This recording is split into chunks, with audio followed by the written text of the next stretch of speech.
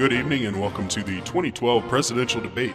On behalf of the National Broadcasting Company, I'm Aristotle. Tonight we will hear arguments from three presidential candidates. Each individual will have time to respond to questions and make a rebuttal when necessary. The sound will indicate when the allotted time expires.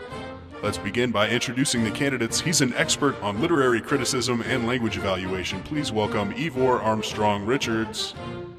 She's a feminism icon and editor-in-chief at the empowering women news organization. Say hello to Christine de Paysan.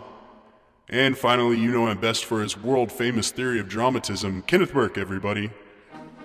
The first topic for discussion this evening is the economic crisis.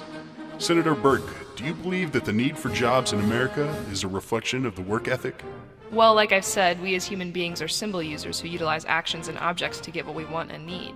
The American people are entitled to jobs that aren't being created like promised. It all really depends on how you perceive the question. The economic crisis sounds like a loaded phrase to me. It's all about how we perceive the situation. As we all know, meaning resides in the mind.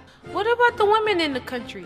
Most of the jobs lost in the recession were held by women, and overall, women are still only paid 78 cents to the dollar earned by men. Governor Paysan makes a good point. If elected president, what would you do to fix the income inequality problem? I would...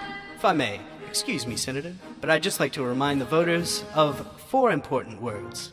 The meaning of meaning. As your president, this is the kind of issue I can promise to tackle head-on. As we know, meaning resides in the mind. What does that mean? Precisely. If I could just get back to the question at hand, I'd like to say that we as a society view the world around us through predetermined screens. We cannot help but see the world in terms of binary opposites, up and down, right and wrong. How does this relate to your efforts in the war on drugs in America? Is this issue black and white?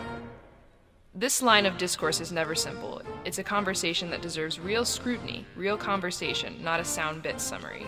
It isn't that simple. No conversation is complete unless every voice is heard. What about the minority demographics? We've just received an urgent announcement from the Federal Election Commission.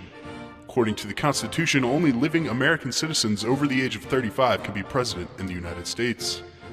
Unless one of you can present a long-form birth certificate, you're all officially disqualified. Nobody? Shut it down!